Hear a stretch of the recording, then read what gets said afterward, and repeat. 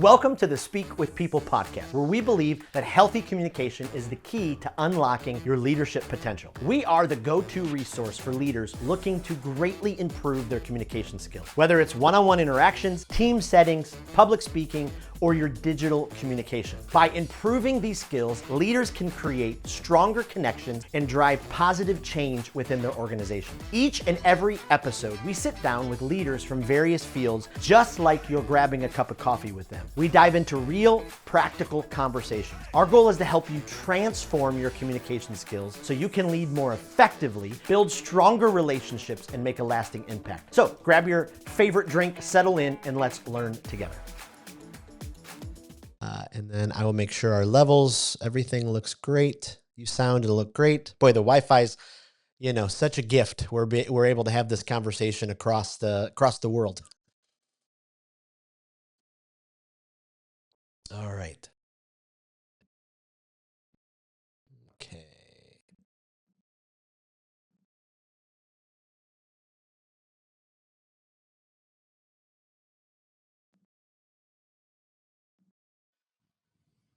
Okay.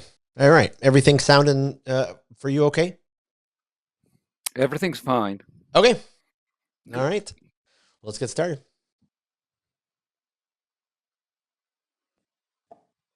Well, how can understanding emotional intelligence, dare I use a big word, but revolutionize the way that you communicate and lead?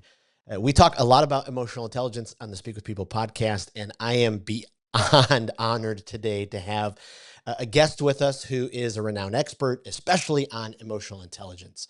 So if you've ever wondered how to improve your ability to connect with your team, lead more effectively, handle difficult conversations with grace, you're in the right place. In this episode, we're going to dive into some practical ways you can build emotional intelligence to become a more empathetic, self-aware, influential leader. Well, I'm honored to have Dr. Robin Hills with us. He is just, again, an expert in this area, an amazing thought leader. I've been looking forward to this podcast for a very long time. We are talking from across the globe, and I'm so excited to welcome Robin to the podcast. Thank you so much for being on the Speak with People podcast.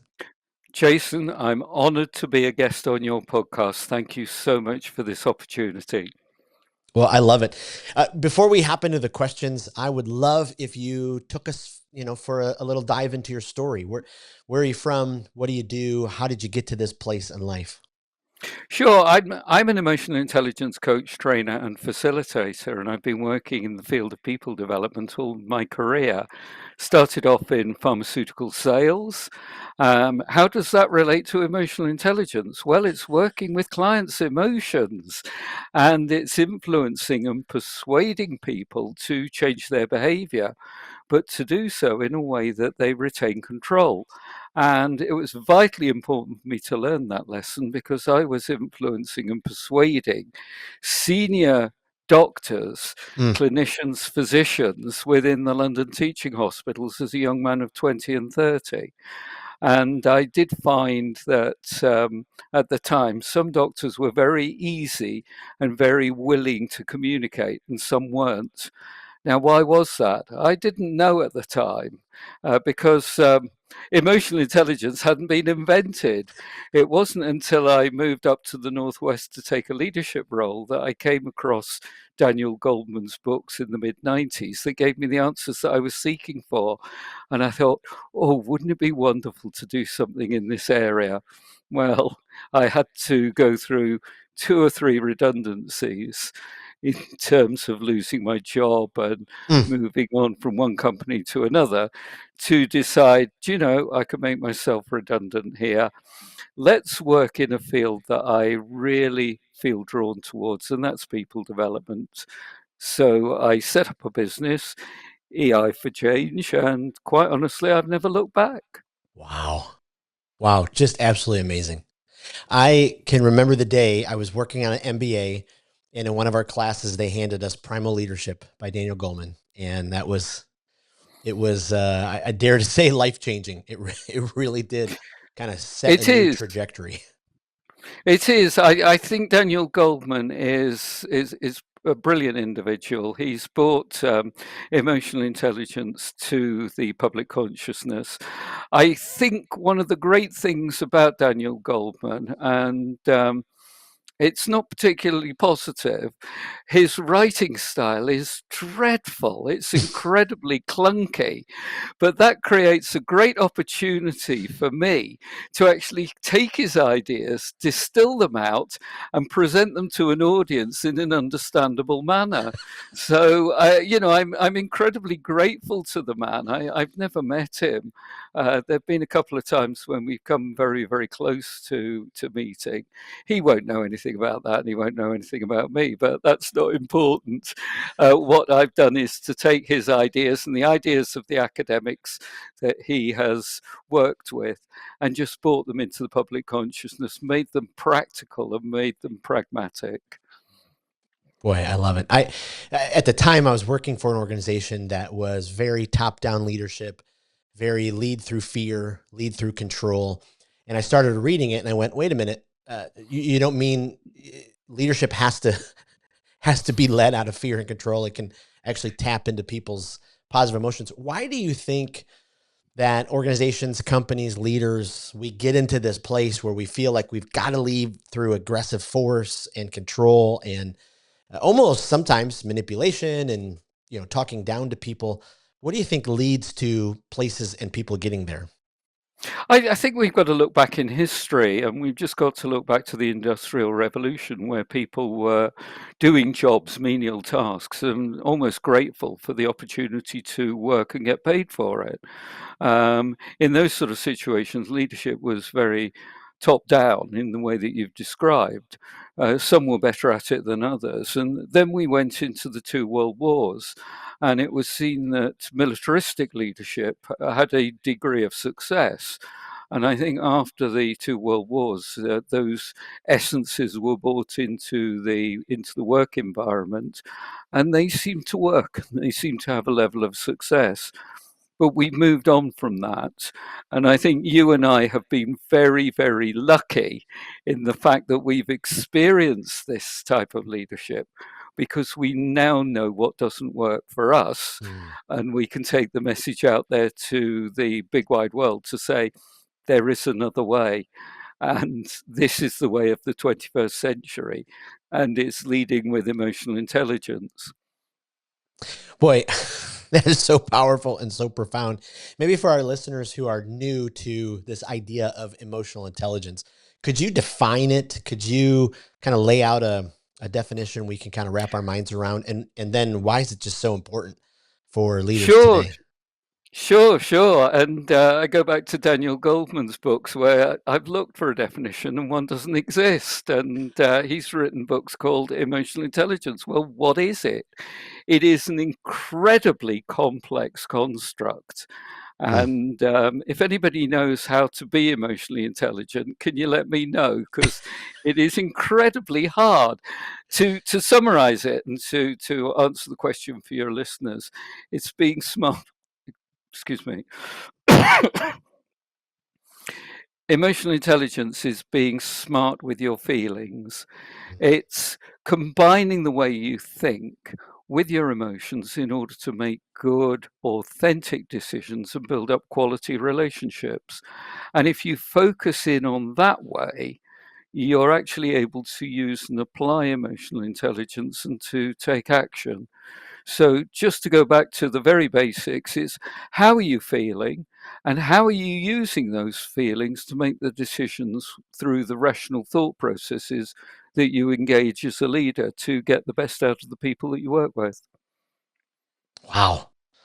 Wow. That's just absolutely, that's just absolutely incredible. I love that. Being smart with your feelings. So many of us, do you think in your research and your observations of where the world is today, do you think, uh, I know this is very broad, but especially in business circles for leaders, they're on the climbing end of this. We're doing a good job, or are we going down the other end, especially with the influx of technology and all the resources that we have now?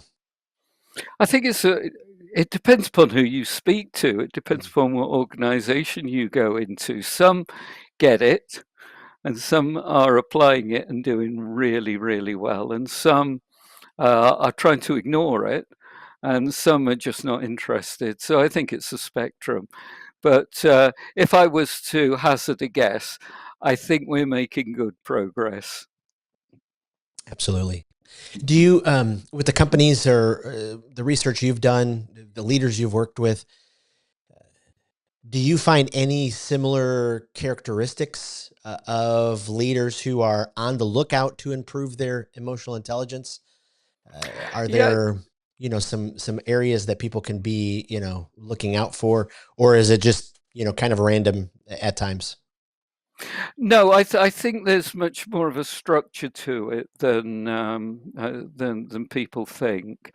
I do a lot of work with leaders from Western and Central Africa Hmm. and the Indian subcontinent and Southeast Asia, and I find they're a lot more open to these ideas and are hungry to learn. And that is a complete contrast to what I find from leaders in my own country, the United Kingdom, and in the United States. That, to a certain extent, I mean, I'm being very, very, very broad here. Sure. There is a degree of arrogance, so we already know this stuff and we apply it. Yep. But unfortunately, they don't know this stuff and they don't apply it, whereas the Africans and the Indians and well, particularly the Malaysians are more inclined to put their hand up and say, we need some help, which is good, emotionally intelligent leadership. Right. And they, they've actually got a long way to go, but at least they are trying. And what I'm encouraging them to do is to actually look at emotions not as something to fear, but look at emotions as containing data. Emotions contain information. So, what we need to do as emotionally intelligent leaders is to learn to interpret that data and learn to apply it. It's no different than any other technical component within a corporate environment. It's just that those emotions are there and they've been ignored for so long. So, why are people feeling the way that they're feeling? And more often than not, in stressful circumstances, they're going to take their cue from the leader. Oof. So, how are you feeling as a leader? What emotions are you imposing upon your people? Wow. A lot of senior leaders will say to me, I want my people to be happy. Well, it's a great objective, but excuse me, it's a great idea, but how are your people going to be happy if you're creating a climate of fear and you're angry with them all the time? People are not going to be happy in that environment. So what you've got to do is to, if you want your people to be happy, create an environment for them to be happy within. Mm. Absolutely. What do you think are some of the biggest barriers to developing emotional intelligence in the workplace? Like, what are the things that companies leaders are working to getting over to get to that place where we're at least developing some of that? Well, I'll give you an example. The majority of leaders that I speak to, if anything goes wrong and they can apportion blame, they will do so. And the emotion that they will use is anger. And more often than not, they will get angry with people and they will emphatically tell people the reason why they are angry and they will express their anger. Perhaps not in the best way, but that's the way they feel they ought to behave. So, what I'm actually encouraging most leaders to do is to actually reflect and actually identify what it is that has made them angry in order that they can go away and communicate and express that with the individuals that are causing them a problem. And to actually control their anger to the point where they don't get angry, Oof. but they actually then say to the person, I'm not angry with you. I'm just extremely disappointed. Now, if you're angry with somebody, the person is going to react in fight or flight, and they are going to fight back, and they're going to get angry, and they will come away from that situation feeling decidedly unpleasant, and they will react in an angry manner. They will fight against it, they will criticize, they will apportion blame. However, if you are saying you are extremely disappointed, what it means is that person hasn't come up to an expected standard. How is that person going to feel? They're not going to feel good about themselves. They're not going to be angry with the manager. They're actually going to walk away from that situation Yes. thinking, do you know, I've let myself down, I've let the team down, I've let everybody down. I will strive to do better. So it really is a case of identifying how you want your people to feel and then create the environment for that emotion to be felt and to be expressed appropriately. Wow. Wow. I absolutely love that. That is powerful. How much of a role does self-awareness play in, improving our communication, improving our leadership effectiveness? What if the leader, I was thinking about this question the other day. I was doing a seminar for a local organization here in town, and a woman comes up to me afterwards, just tears in her eyes, and she says, I don't want to communicate in a negative way any longer. I've done it for a long time, but it kind of took her 30 years to kind of get to that self-awareness. How do we help leaders develop their self-awareness? How important is that in, developing their leadership? Well, to go back to the first part of the question, how important is self-awareness in terms of emotional intelligence? It really is one of the key fundamental parts of emotional intelligence. You really cannot be emotionally intelligent unless you are self-aware. Now, the difficulty is getting that level of self-awareness, and a lot a lot of people will fight against that because it is exposing themselves in a way that actually questions their capability as a leader, highlighting the strengths and highlighting their Mm. limitations. So the difficulty is actually getting that level of self-awareness. A lot of it is through feedback. Now, a lot of leaders are not prepared to listen to people through feedback. Again, they find themselves in a leadership position. I've got here, I'm the leader, you're not, so why should I listen to you? Is a mentality that stops them from becoming self aware. The most powerful way that I find of giving people self awareness is sitting them down and giving them a personality or a behavioral assessment that they complete and then coach them through the insights that the results show. Now, in those circumstances, they're telling me through the sophistication of the questions what their strengths and limitations are. My skill is to be able to reflect that back to them and to coach them through that so that they actually come to a level of realization that they've not had before. Wow.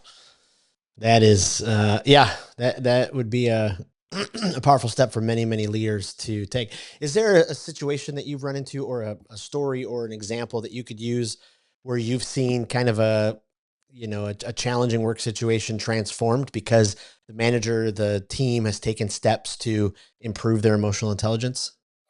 Look, it's not a direct answer to your question, which is implying kind of teamwork, but I did have a young man earlier this year who contacted me to get his emotional intelligence assessed. And we sat down and we worked through an emotional intelligence inventory, the EQI 2.0, which is a brilliant assessment. And he told me that he thought he was going to be very emotionally intelligent and that the results were really just going to confirm that. As it turned out, his emotional intelligence scores for every single facet was lower than I'd ever seen in anybody else ever. Huh. And I had to go back to my trainer, the person who trained me in terms of utilizing this assessment, and say, help me out. What are we seeing here? Um, Sorry about that, You're Steve. fine. Jason. Yeah, so so, I sat down with him and took him through the results, and his immediate reaction was to blame the questionnaire and to get very angry with me and to get very angry with the process, which to a certain extent I expected because that's what the results showed. Yep. And so I left it with him, and I got an email from him a few days later saying, "Thanks, but we're not going to go forward with this any further." And then a few weeks later, I got an email out the blue saying, "Robin, can I have a call with you and a catch up?" Yeah, by all means. So we hopped onto a virtual call like this, and he said, "I've been thinking and reflecting about the results and what you've told me through the results, and I've come to accept that I do need to work on my emotional intelligence. What is it that I need to do?" So I threw the question back to him and I said, "Well, what is it that you think you want to do? And where do you want to go with this? And what is it that you want to improve on?" And I helped and guided him in the right direction. And then a few months later, we had another catch up. And whilst he's not actually able to completely reverse all the facets, and we haven't measured them to be fair to him, I have noticed some improvements in the way in which he's presenting and the way in which he is working with emotional Mm. intelligence and a change in his attitude. Boy, I love that. Have you found with, we have four generations, sometimes five, working in the workplace now with Gen Z and millennials and Gen X and boomers, and then maybe sometimes the silent generation.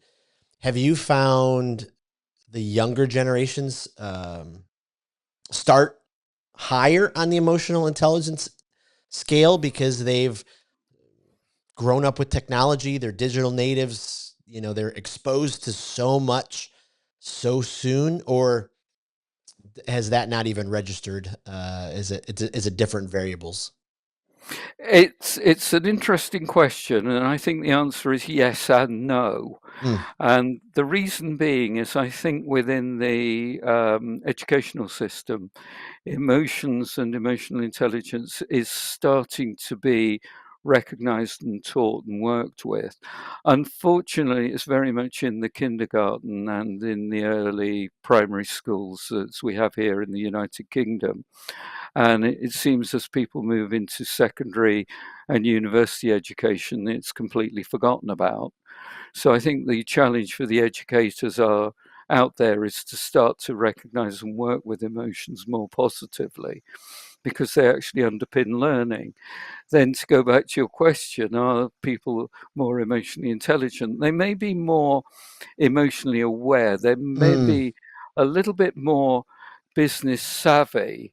But the issue that we've got with them is that their emotional regulation is incredibly poor. Oh, And it's not around the fact that they have anger management issues, as we talked about earlier. It's not around the fact that they fly off the handle too easily, or they're incredibly intensely happy and then they have crashing lows.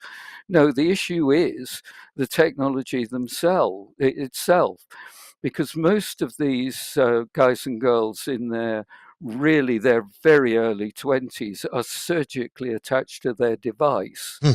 And there is no way of prizing it off them so that they engage within the real world. And if there is a fleeting moment of boredom, they get distracted. And so they're back on their device again. Now, I think what we need to do is to recognize that their emotional regulation is incredibly low. It's not their fault, but it's helping them to and supporting them to recognize that in order to be successful, they've got to speak with people and to do it in the real world and not through their device. Sure. Absolutely. Boy, I love that. Going back to the example you shared of the young man, how important is it for companies to use those type of assessments in the interview process, in the recruiting process, as they're looking for leaders to have those right tools? And do you find, do many companies not employ them? do companies use them? What do you think about that? I think that they are very, very powerful tools. They will give you some really good insights and some really good information. And I would encourage every organization who is making a major decision around bringing somebody into the organization and paying them mega bucks. You need to know what you're investing in. Right. Right. So it is vitally important to utilize these, but, and here's the caveat, use them well and understand them Mm, and work with the information appropriately. Heck, I wouldn't be here, Jason, speaking to you if people had used them properly, because so many, many, many times in my career I've been assessed with these tools and I've not got any feedback that is of any use to me other than the mm, fact that he's very calm and very relaxed and very laid back. And, he needs a rocket putting under him. Well, yeah, I am. That's one of my strengths. Don't ignore all the other parameters because those in combination give me the drive and the motivation to make a difference in the world. And I can do it in a very calm, relaxed, laid back manner. I don't need to be a jumpy, excitable, high energetic individual in order to put my point across.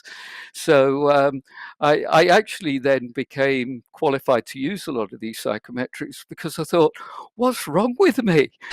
What is my problem? Why is right. it that people are not employing me because of the fact that I'm too calm? And it turns out that it's a bell shaped curve and I'm an outlier.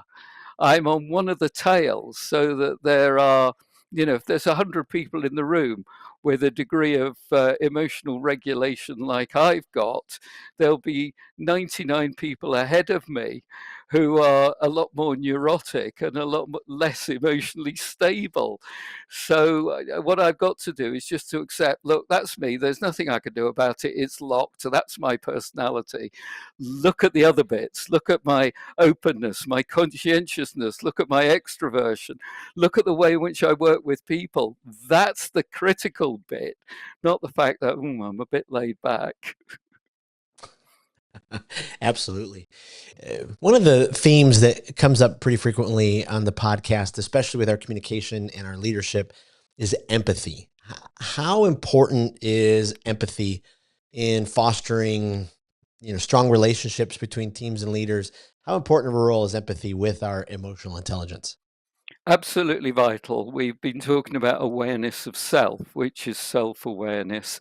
That's the awareness of what's going on in our inner world. If we look at what's going on in the outer world, that's the outer world of people, that's the outer world of situations, events, things. And we need to understand people in order to communicate with them. Mm. So, empathy is highly important.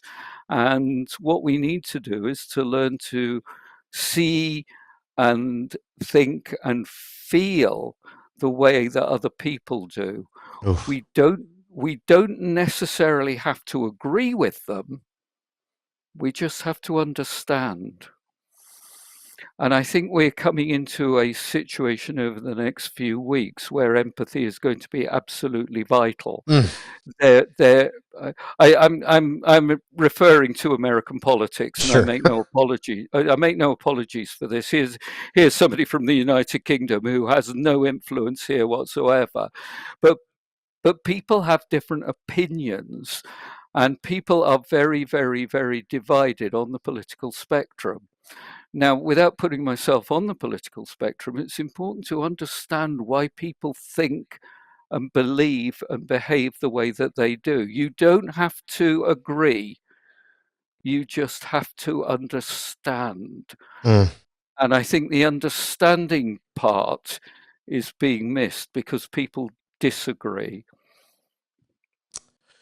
Wow, so powerful. I mean, that in and itself, if leaders would grab hold of that, because I'm still a young man. I'll be 50 next year, but I can't remember a time where people were so divided, even to just sit across from a table and share the difference of thoughts that they have. Everything gets ramped up so quickly, and being able to have that empathy is so incredibly important. And I thank you for sharing that. Uh, for the leaders listening who oversee a team, what resources would you recommend? What tools, what practices, skills, who want to dive deep into leading their teams better with emotional intelligence, making, that a priority? What would you recommend? Um, they've got the capability of doing it already. I think the important thing is to learn how to listen better. Mm, And it goes back to everything that we've been talking about. Listening, a lot of people think that listening is hearing the words. Yes, it is hearing the words, but it's understanding them, it's comprehending them, it's recognizing from where they came from, and it's asking the coaching questions that will help that person to improve their performance. So it's moving away from telling to asking. mm. And again, like I say, most leaders have got these skills and capabilities. They wouldn't be leaders if they didn't have them. They just need to hone them and make them better. Wow. Wow. That's just incredible. I interviewed some amazing women last year who wrote a book called Adaptive Listening. And they wanted to take the idea of active listening kind of to the next step and saying, everyone has a different listening style. We all don't listen the same way. So you've got to adapt to the way that they listen. As you coach leaders, as you teach and train, are there any gold nuggets of listening, especially for our business leaders, our people who are, day in, day out, in the office, in the marketplace, doing Zoom? Are there a couple of gold nuggets when it comes to listening that we've got to make sure that we understand and, utilize every single day in our leadership? Yeah, I've never shared this before, but I think this is absolutely vitally important. The bit that I'm going to share next, I have shared quite frequently, and I'm quite proud of it. But but the bit that I'm going to share is that I'm actually quite deaf. I do wear hearing aids when I'm Mm, engaging with people outside of the office, and I've set my headphones up for my hearing loss. What I have learned through this process is, in a way, that there's two parts to listening. There's hearing the words, and there's processing them. And I mm. think there'll probably even be a third stage in terms of understanding. Now, often I'll hear the noises, I'll hear the words, but I don't process them. And sometimes I don't hear the noises. So if I don't hear the noises, then I've got nothing to process. Wow. So I think what we've got to do is to look at listening as not just hearing noises and interpreting noises, it's processing noises as well. Wow. Now, I've got no evidence or no information to to share with you to back this up. It's just an observation. I have to hear the noises, hear the words, and then process them. So most people do the hearing and the processing so quickly they don't even know that they're two separate entities. Wow. Absolutely. What do you think fuels our process, our lack of, processing, our lack of responding in those ways? What do I think? Sorry, I didn't hear Oh, no. that. Or I didn't process it. No, I didn't hear it. I didn't hear the words. Sorry. Uh, what do you think fuels the process, or us, the lack of processing, the lack Uh, of, legitimately, right. because so many, we listen and we just want to respond. The critical word that I didn't hear was fuel. Ah, That meant I didn't know what I was responding to. What fuels it? I think again it goes back to what we've already spoken about. Everybody in the world has got so many distractions. Everything has to be immediate, immediate, immediate. Everything is so fast paced that unless you are actually very, very fast paced and you actually um, don't respond in a quick manner, you're not actually engaging with the world Yes. properly. And I think that that's the bit that people forget to do. They forget to slow down, and they forget to be mindful, and they forget to be in the moment, so that they are actively engaged with who they're speaking with. Mm. Boy, that's so good. Wow. Very, very profound and incredible insights. One last question for you, and I know it's kind of the buzzword for everyone, but with the rise of AI, Chat GPT, all these resources, do you see these tools helping our emotional intelligence? Do you think over time they'll help increase it, decrease it? Would love your perspective on that. I think AI is a wonderful tool. It's not brilliant. It's not going to take over the world like everybody is very, very fearful about. The thing is, emotional intelligence needs to be looked at and worked with alongside AI. So one doesn't replace the other. Mm. The two are very, very compatible together. Look, I keep joking. Well, it's not a joke. It's very, very serious. But I'm doing it with a wry smile. The name of your podcast is "Speak with People." It is not "Speak with Robots," and robots do not speak with people. All they do is regurgitate an algorithm, whether Wow. they do it in a spoken form or whether they do it in a written form. So, what are the key components of moving forward with AI? Well, AI cannot be leaders. AI cannot strategically um, plan. AI cannot innovate. AI cannot create. AI has not got an artistic bone in its body. Ha ha. AI cannot empathize. And these are all qualities and components of emotional intelligence. So the future lies in speaking with people. Mm. Mm. Couldn't have said it better myself. As we transition, love to ask you a few rapid fire questions. We're putting Sure. together an online resource for leaders to get spurred on, get new ideas, to learn from different voices. And so if you haven't checked it out yet, speakwithpeople.com/online library. But do you have a favorite speaker? Is there someone who every time you hear them communicate, you just, they fill your bucket, they check off the list, you love to refer them to someone else? I've been thinking about this question, Jason, and I can't answer it because I think everybody has got something worth listening to. Mm. So when people are speaking with me, again, I think it goes back to my deafness. I actually have to make an effort to hear what it is that they say and listen to them. And whoever it is, somebody has got a nugget there. Doesn't Mm. matter whether it's a 14-year-old schoolboy, a 40-year-old businessman, or somebody in their 80s. Somebody has got something of interest to say. It's my duty to draw it out of them. Wow. Wow. Again, so powerful. Is there a podcast that, if you're a podcast listener, either on the guilty pleasure or the development side, that you just keep going back to, you'd highly recommend someone check it out? I listen to so many podcasts. In a way, it is very much the same as my previous question. Mm. Every podcast will speak to people in different ways, and I'll listen to 2 or 3 episodes of a particular podcast and really enjoy it, and then I'll go back to another one and I'll really enjoy that as well. What I'm listening for, what I'm listening for, is the way in which the host engages with the guest. I'm Mm. not necessarily listening to some of the golden nuggets, although they're wonderful.